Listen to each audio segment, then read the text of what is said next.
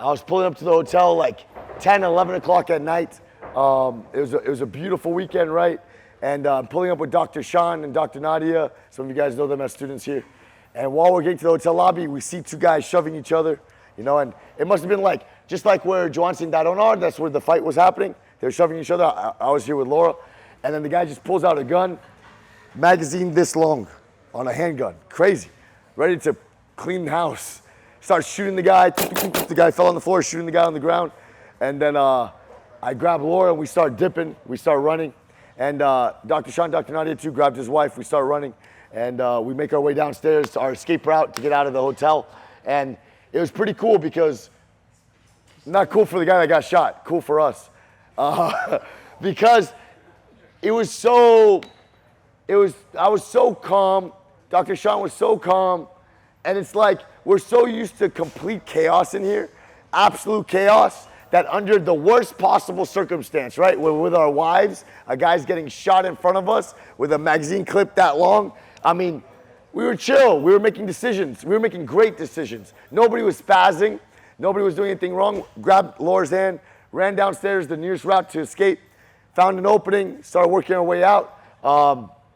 So it was well done, man. And it was so cool because I feel like our training that we do every day here is really going to help you under terrible situations like that, right? Because you would hope you train your whole life, right? You train your whole life that when you're under that pressure circumstance, you rise to the occasion. And I think we both did that. I think we did a great job. Now, one twist of the story that was terrible, okay? It reminded me of Grand Theft Auto. You know when you die in Grand Theft Auto or you fail a mission? It's like fail, right? It goes across the screen.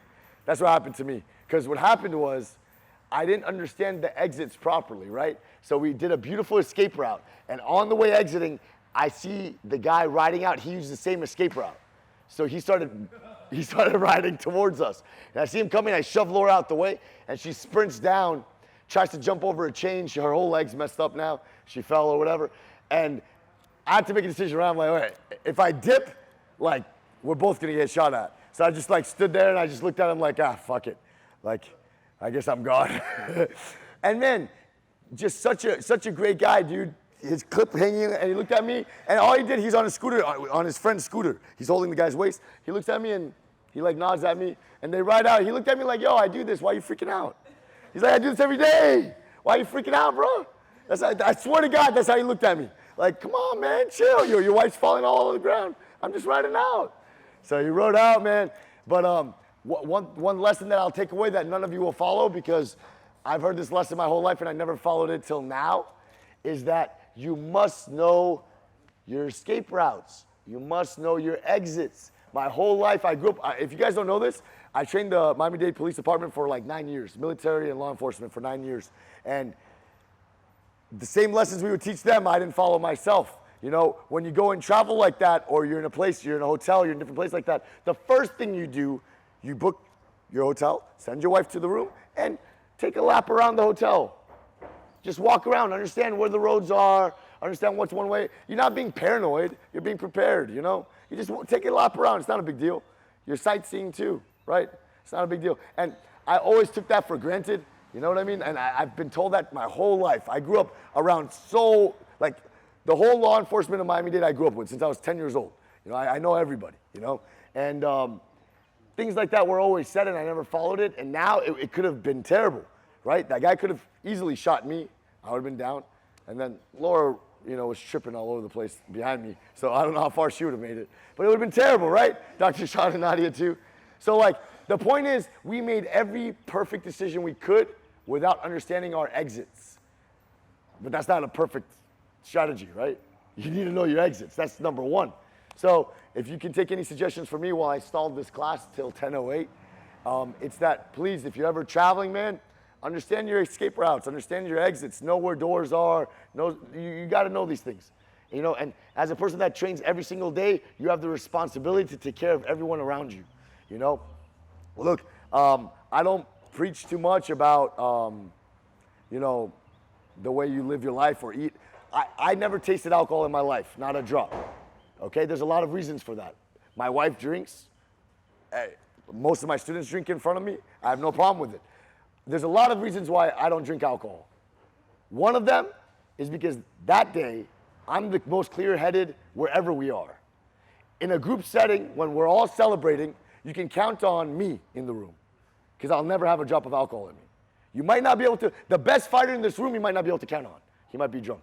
But you can count on me. I have no ACL, but you can count on me. Okay?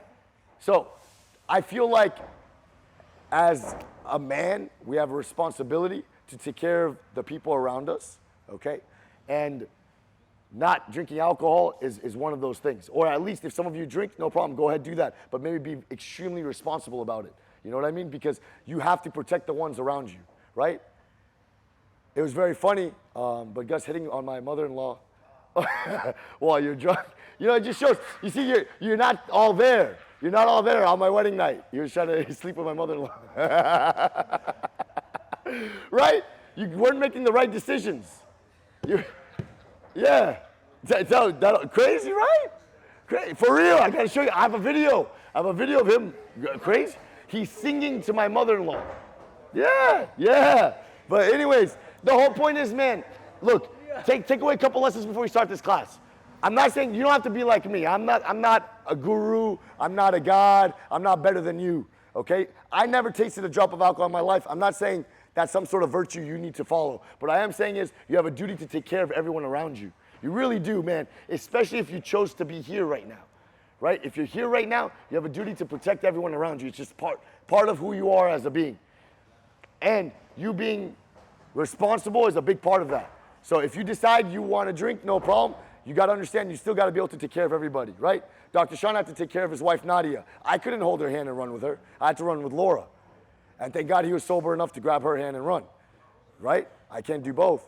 So there's certain things you got to do. You got to take care of the people around you. So understand your escape routes, and please be responsible and understand that you have to take care of everyone, all the people around you. That's all, okay? We'll get started with class now on a more calming note. And everyone just forget that Gus hit on my mother-in-law. Please forget about that, okay?